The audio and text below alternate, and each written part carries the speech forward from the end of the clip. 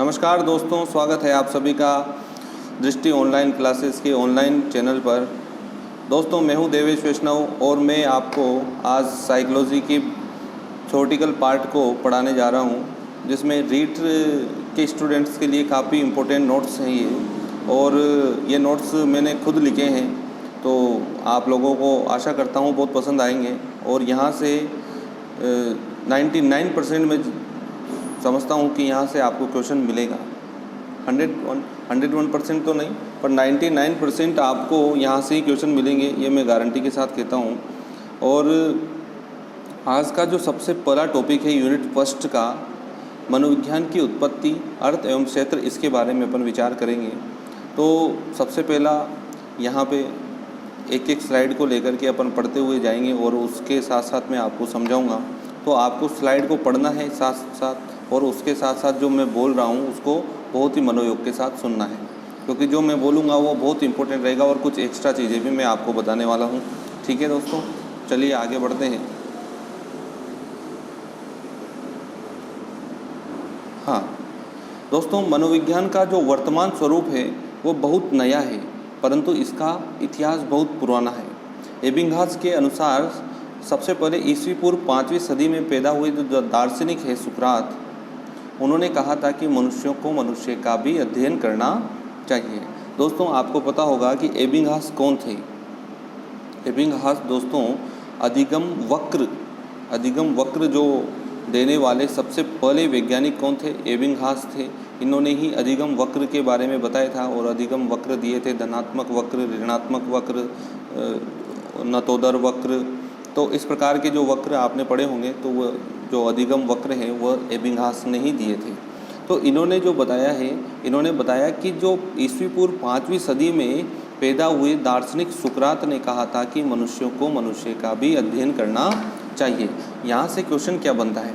यहाँ से क्वेश्चन ये बनेगा कि किसने कहा था या किसके अनुसार मनुष्यों को मनुष्यों का भी अध्ययन करना चाहिए?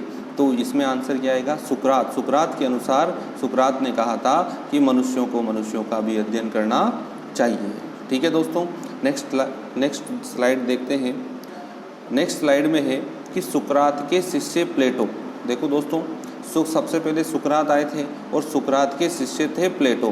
प्लेटो ने ईस्वी पूर्व 4वीं सदी में अपने विचार देते हुए कहा था कि ईश्वर, प्रकृति और मनुष्य आपस में इस प्रकार बंधे हुए हैं कि इन्हें एक दूसरे से अलग नहीं किया जा सकता।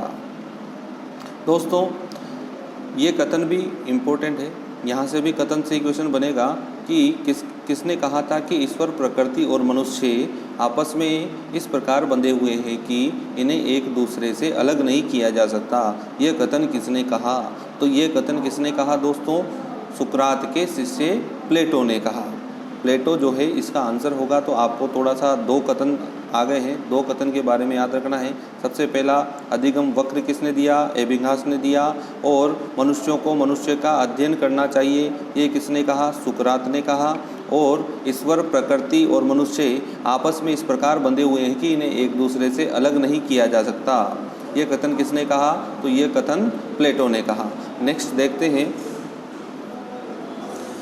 प्लेटो जो है, इन्होंने एक पुस्तक लिखी थी रिपब्लिक। आपको पता होगा, प्लेटो ने ही अपनी पुस्तक रिपब्लिक में लिखा था कि मनुष्य में आत्मा पाई जाती है और वह आत्मा के भावों से किसी परम सत्ता को ईश्वर मानता है।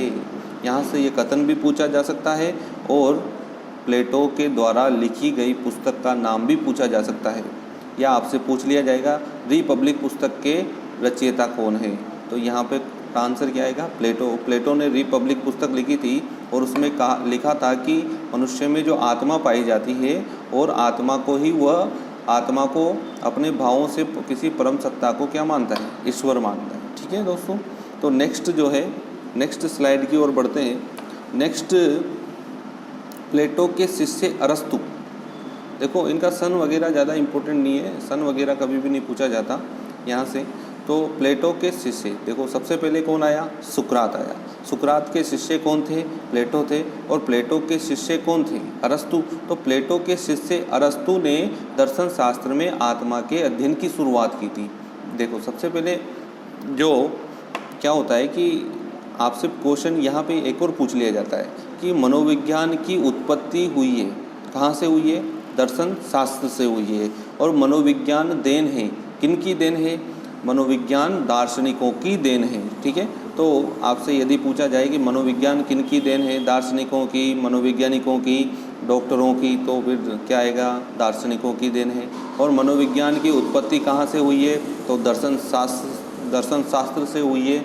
और दर्शन शास्त्र में आत्मा के अध्ययन की शुरुआत किन्होंने की? तो यहाँ पे प्लेटो के शिष्य अरस्तु ने की थी।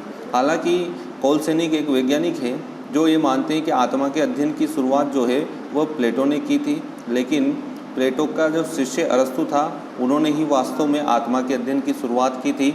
और यही आत्मा का अध्ययन आगे चल कर के आधुनिक मनोविज्ञान बना था। और इसीलिए प्राचीन मनोविज्ञान का जनक बोलो या मनोविज्ञान का जनक बोलो, मनोविज्ञान का जनक भी अरस्तु को कहा जाता है और प्राचीन मनोविज्ञान का जनक भी अरस्तु को कहा जाता है। तो यहाँ से आपको ध्यान रखना है कि एक क्वेश्चन तो ये बन गया है कि मनोविज्ञान का जनक किसे कहते हैं? तो मनोविज्ञान का जनक जो है वो अरस्तु को कहते हैं। अरस्तु ने ही दर्शन शास्त्र में आत्मा के अध्ययन की शुरुआत की थी। लेकिन थोड़ा सा आपको एक और बात ध्यान रखनी है कि एकमात्र ऐसे वैज्ञानिक है कोलसेनिक, जिनके अनुसार जो मनोविज्ञान के जो जनक हैं वो प्लेटो हैं, क्योंकि इन्होंने ये माना है कि प्लेटो जो है उनके शिष्य थे अरस्तु, और प्लेटो ने ही आत्मा के अध्ययन की शुरुआत की थी। ये कोलसेनिक मानते हैं, इसलिए कोलसेनिक जो है वो प्लेटो को ही मनोविज्ञान का जनक मानते हैं। लेकिन यदि आपसे कोलसेनिक न पूछ करके डायरेक्ट ये पूछा जाए कि मनोविज्ञान के जनक कौन है, तो अरस्तु आएगा। लेकिन आपसे एक और क्वेश्चन पूछ लिया जाए कि आधुनिक मनोविज्ञान के जनक कौन है, तो विलियम जेम्स आएगा। वो आगे अपन पढ़ने वाले हैं। तो सबसे पहला कि प्राचीन मनोविज्ञान के जनक कौन है, तब भी अरस्तु आएगा।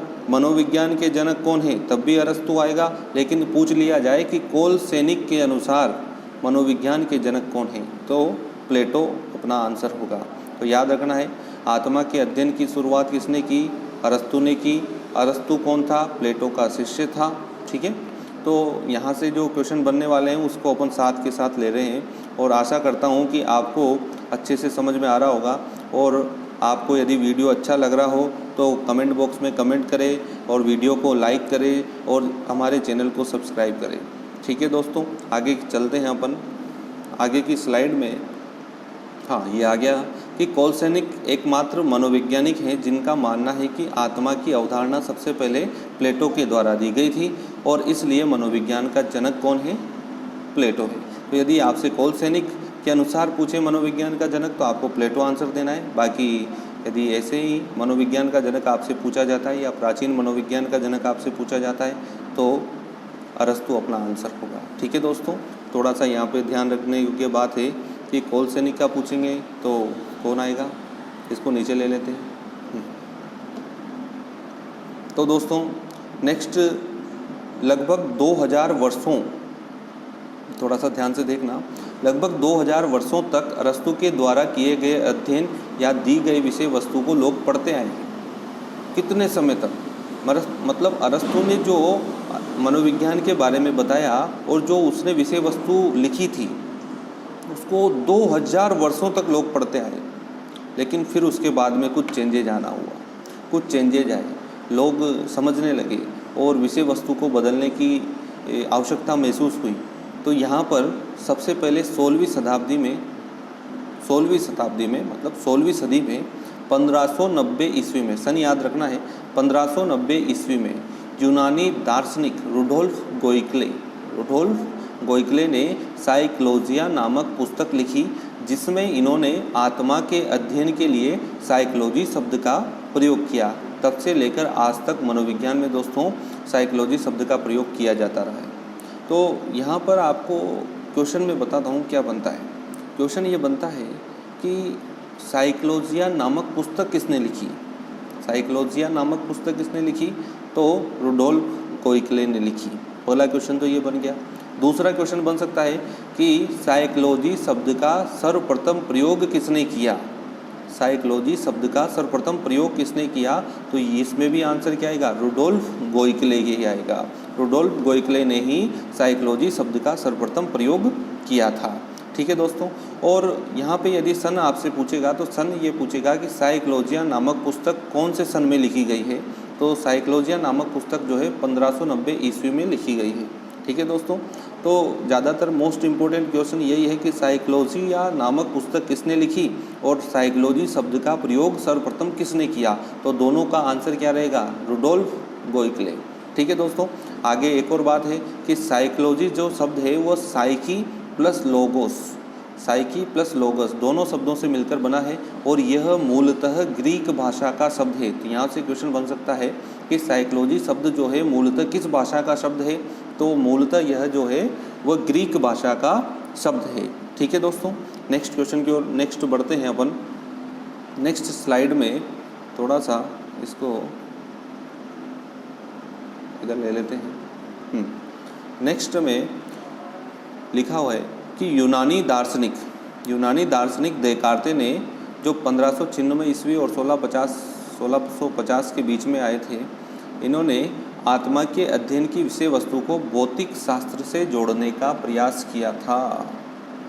दोस्तों इस पहली लाइन से, हर एक लाइन से मैं क्वेश्चन बना के बताऊंगा आपको। हर एक लाइन इम्पोर्टेंट है, एक एक लाइन आपके लिए यूँ मान लो 100% इम्पोर्टेंट है।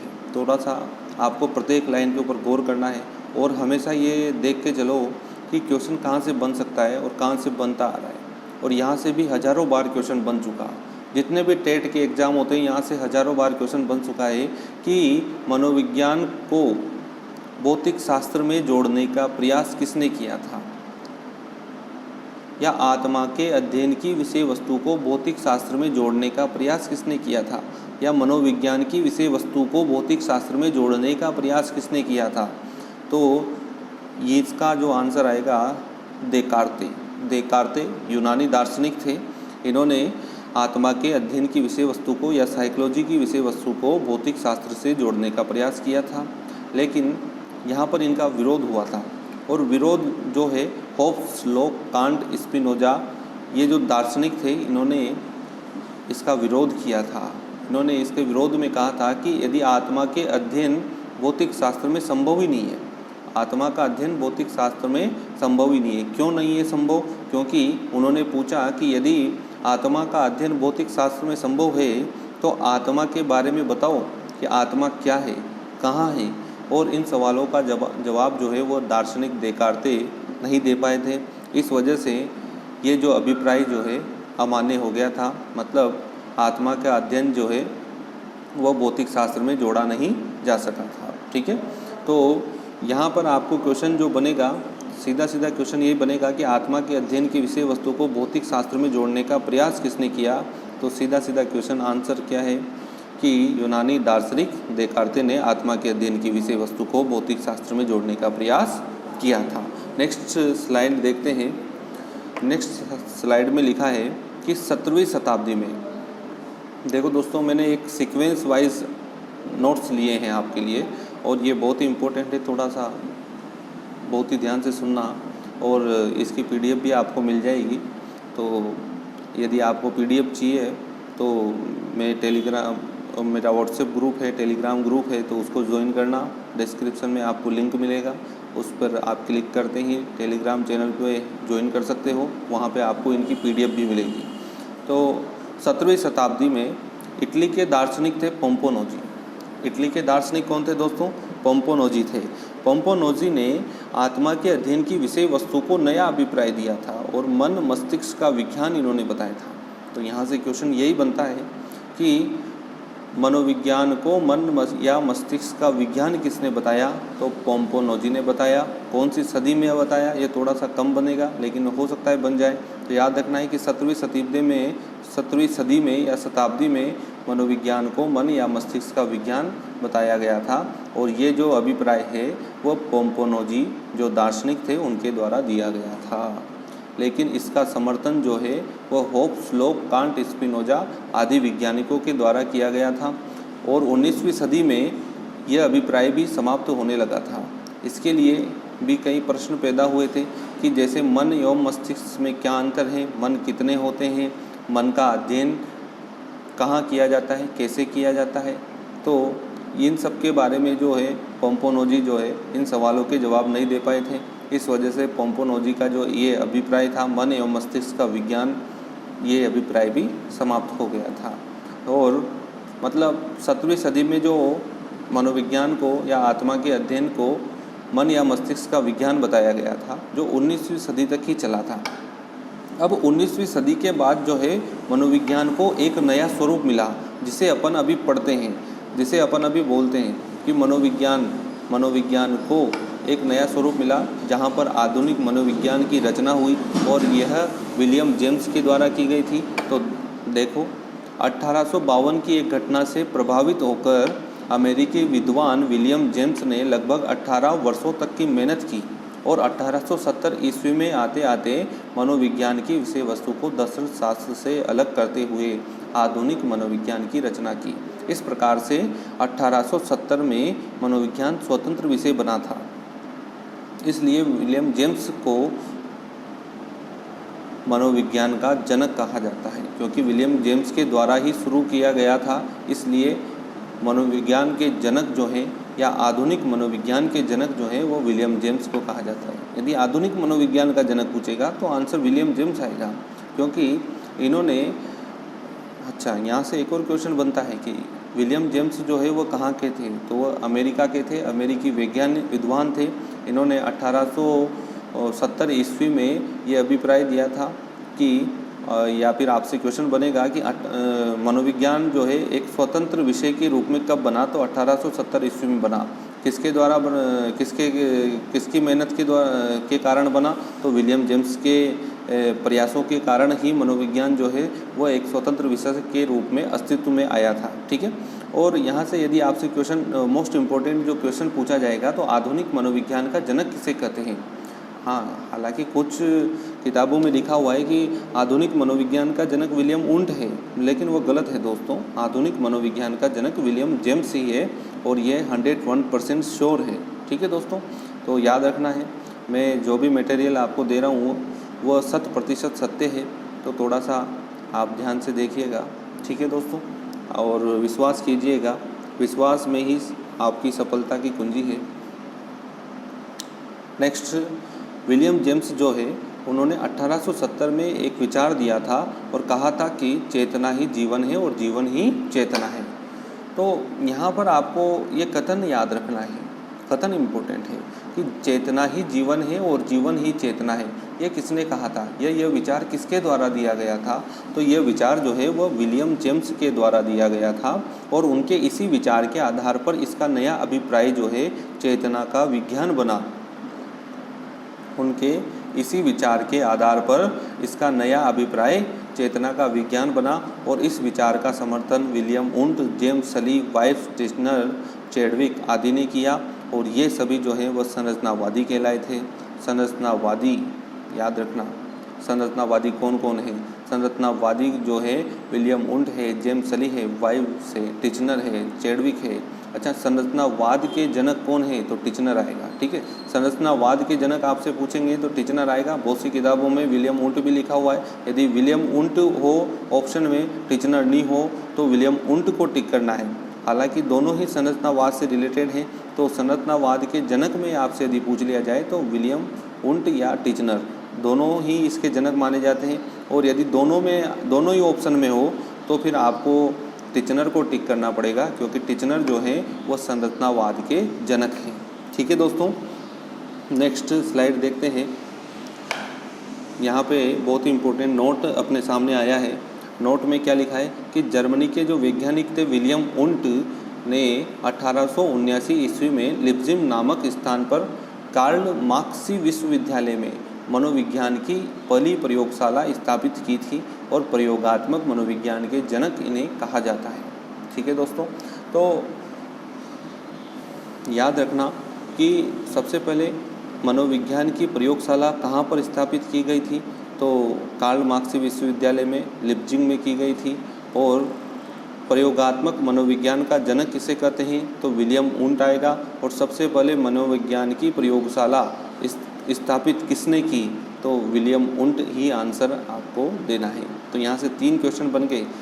प्रयोगशाला कहाँ स्थापित की गई, किसने की, और प्रयोगात्मक मनोविज्ञान का जनक किसे कहते हैं। ठीक है, तो 3 क्वेश्चन आपको इस नोट से मिल रहे हैं, तो याद रखना है। नेक्स्ट, चेतना का विज्ञान का जो अभिप्राय था वह बहुत कम समय तक प्रचलित रहा था। यहाँ से भी क्वेश्चन बनता है कि निम्न में से कौन सा अभिप्राय सबसे कम समय तक प्रचलित रहा था।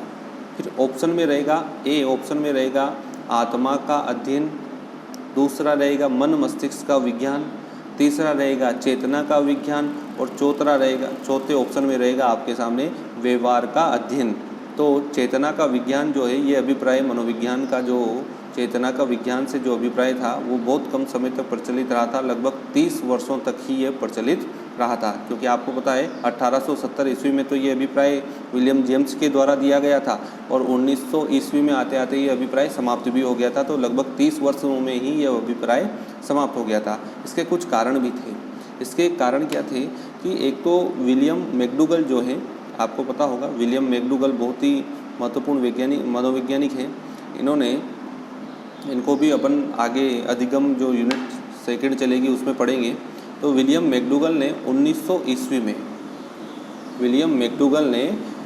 ईस्वी में अपनी एक पुस्तक द आउटलाइन साइकोलॉजी में लिखा कि चेतना एक बुरा शब्द है और मनोविज्ञान का अर्थ चेतना के रूप में लेना दुर्भाग्यपूर्ण है।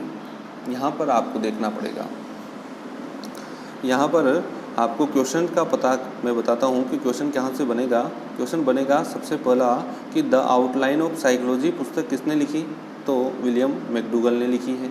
और किसने लिखा था कि चेतना एक बुरा शब्द है, जो मनोविज्ञान का अर्थ जो है वह चेतना के रूप में लगाना दुर्भाग्यपूर्ण है। यह किसने कहा था, तो विलियम मैकडूगल ने कहा था कि मनोविज्ञान जो है वो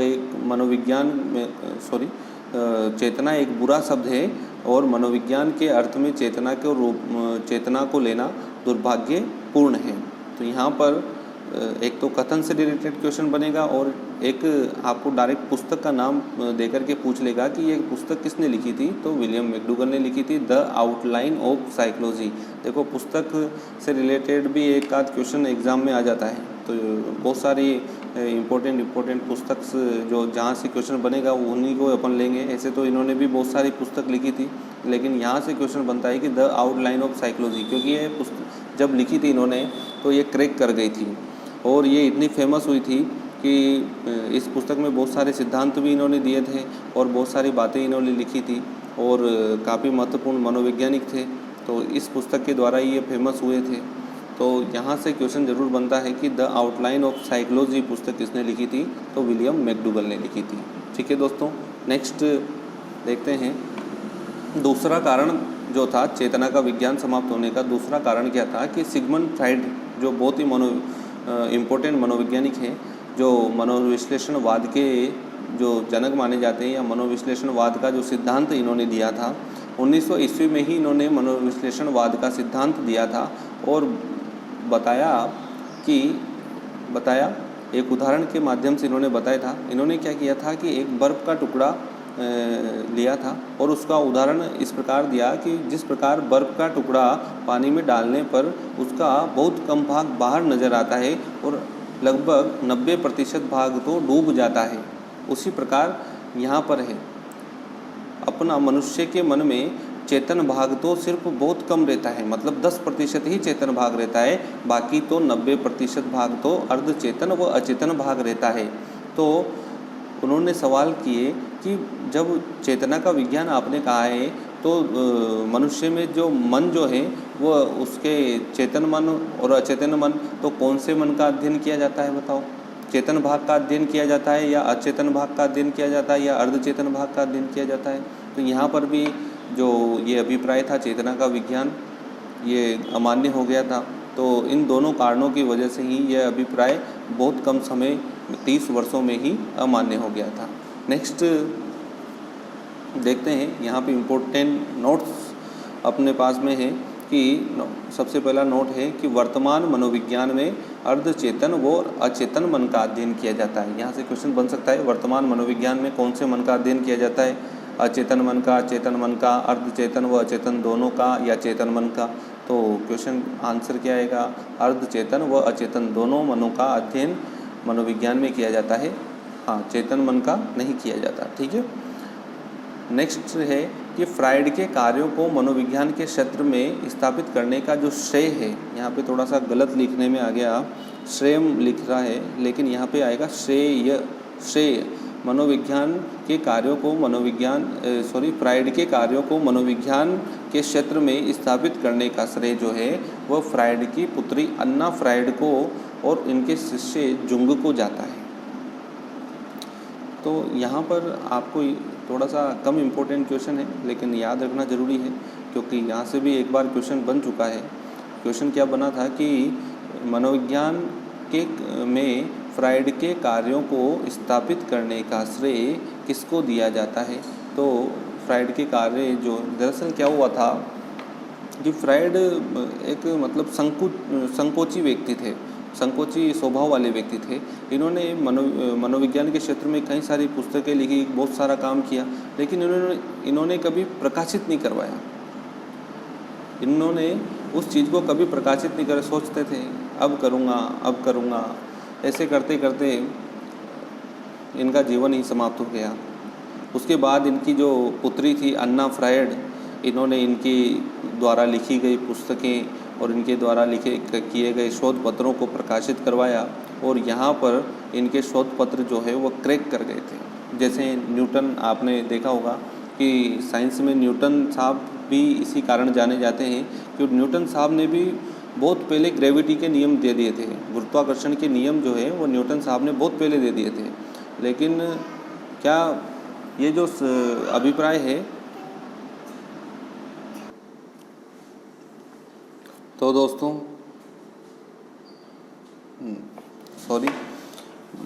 फ्राइड के कार्यों को मनोविज्ञान के क्षेत्र में स्थापित करने का श्रेय जो है वह फ्राइड की पुत्री अन्ना फ्राइड को जाता है, और इनके शिष्य जुंग जो है इन्होंने भी काफ़ी महत्वपूर्ण योगदान दिया था इसमें। नेक्स्ट स्लाइड की ओर बढ़ते हैं।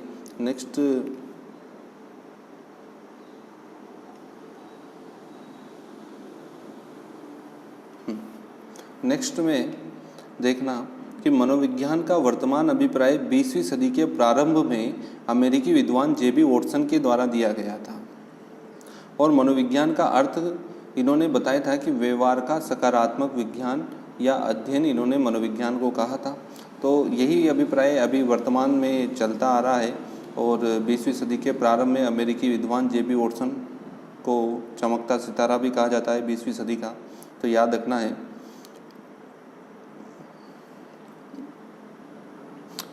है कि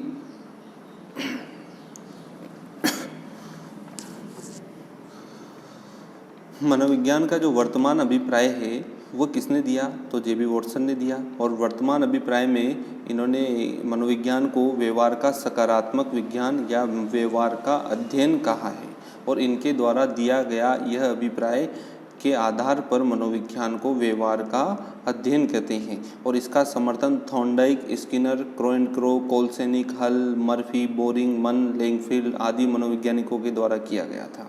तो यहाँ से क्वेश्चन जो बनेगा वो सीधा सीधा जेबी वॉटसन के द्वारा जो है मनोविज्ञान को सकारात्मक विज्ञान या अध्ययन कहा गया है व्यवहार का। तो मनोविज्ञान को व्यवहार का अध्ययन किसने कहा, तो ये क्वेश्चन यहाँ से बन सकता है कि मनोविज्ञान को व्यवहार का अध्ययन किसने कहा। तो आंसर क्या आएगा, जेबी वॉटसन ने मनोविज्ञान को व्यवहार का अध्ययन कहा है। नेक्स्ट स्लाइड की ओर बढ़ते हैं। यहाँ पर मनोविज्ञान को व्यवहार का अध्ययन तो